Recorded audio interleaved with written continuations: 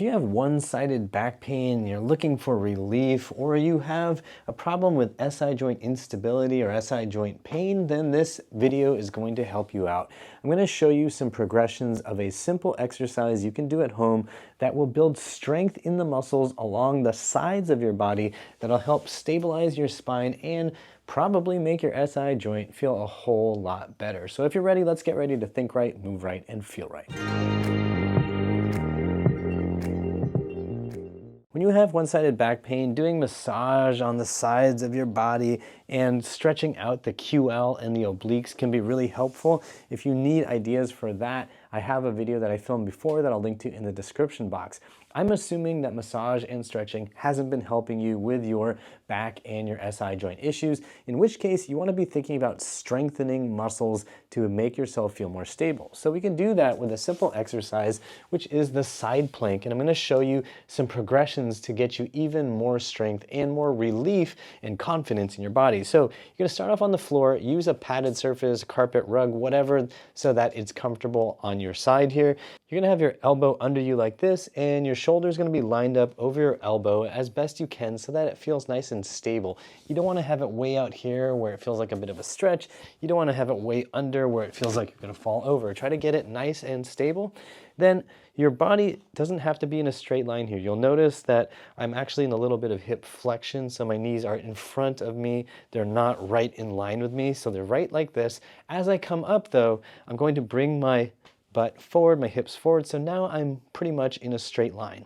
You don't have to go in the straight line. You can go into a little bit of a bend at the hips. Whatever helps you feel like you're using the muscles down here on the side of your torso. So like this might be fine. You might find being a little straighter is more challenging. Whatever you do, make sure that you're not just arching your low back while you're doing the exercise. You're trying to keep your low back fairly flat.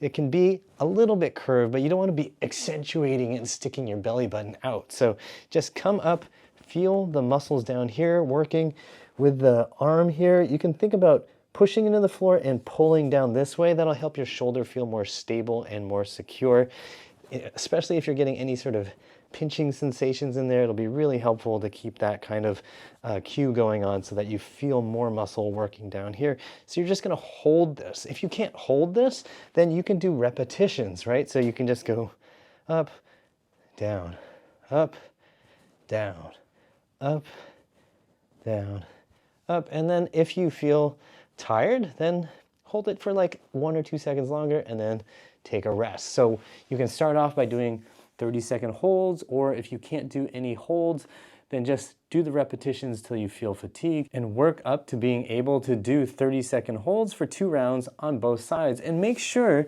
that when you're doing this on the other side that you're paying attention to how it feels. How does it compare to the first side? You'll probably find that one side is a lot easier than the other.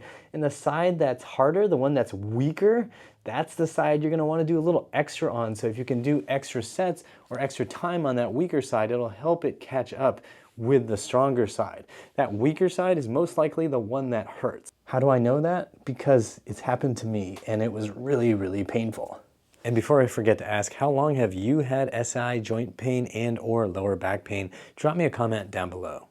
So how do we make this harder on the QL and the obliques? Well, one way we can do it is to extend our legs and then lift up. So now it's going to feel a little bit harder right here. But this isn't the only option. If you don't like this, I've got another one for you. You can also put some pads to elevate your knees here and then just come up like this. It's the same exercise, but elevating the knees actually increases the demand on the side here, which can feel really good. As you get better at this, you can start going to higher and higher surfaces. Just make sure that you have it set up so you don't feel like you're too out of whack. So if I do this height, which as you can see on the side of the box is about 20 inches, if I don't have some extra help here, I'm gonna be like super duper tilted and low, and this is gonna be really funky on the shoulder. So definitely make sure you adjust things to try to make sure you're about as level as possible. And if you feel safe doing it in that weird tilted position, that's okay, but make sure you're still feeling it in the side of the abs here. So coming up like this, be nice and hard.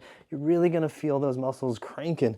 And if you wanna make it even harder, you can go ahead and pop your legs in a straight position like so. Again, those holds are good, and also dipping down, coming up so that you get strength through that full range of motion is a great idea too. This thing is a little bit wobbly, so I don't recommend you doing it on a yoga block.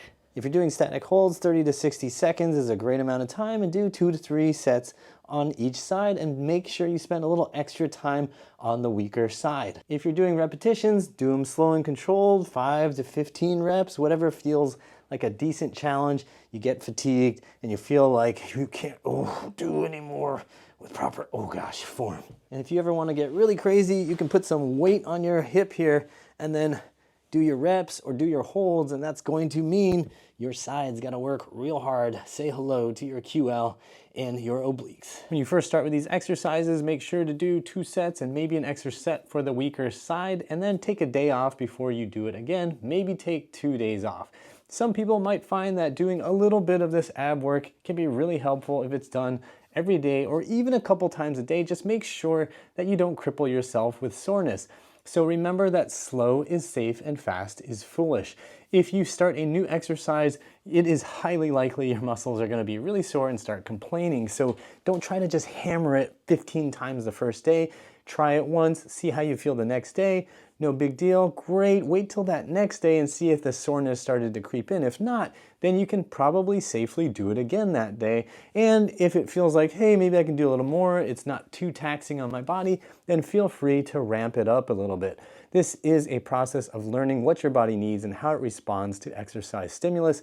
So I can't just tell you, yeah, do it every single day. And if you do find yourself doing this every single day, please don't do it the hardest, most intense way every single day.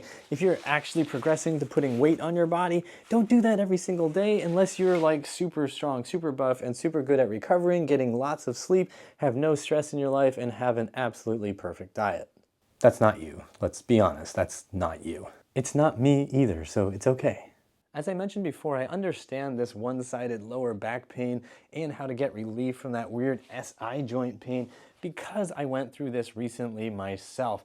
After a lot of surfing and a lot of stretching of my sides, I actually managed to just destabilize everything in my low back, and the right side just started clunking and popping and doing all kinds of weird stuff all along here. And while it was definitely a scary experience that made me question everything about my reality, eventually I did end up doing some of these exercises to improve my overall core stability, spinal stability, and SI joint stability. So I hope that you find these exercises helpful for yourself as well. If this does help you with lower back pain relief, be sure to drop me a comment down below. And if you'd like to support me, you can use the thanks or join buttons on YouTube or go to uprighthealth.com/donate for all the easy, simple options to support this channel. And if you're struggling with SI joint pain or SI joint instability, I encourage you to check the description box for helpful links. I'm going to post some things down there that should help you troubleshoot your own body so you can get relief from that SI joint pain and also that lower back pain you probably have too.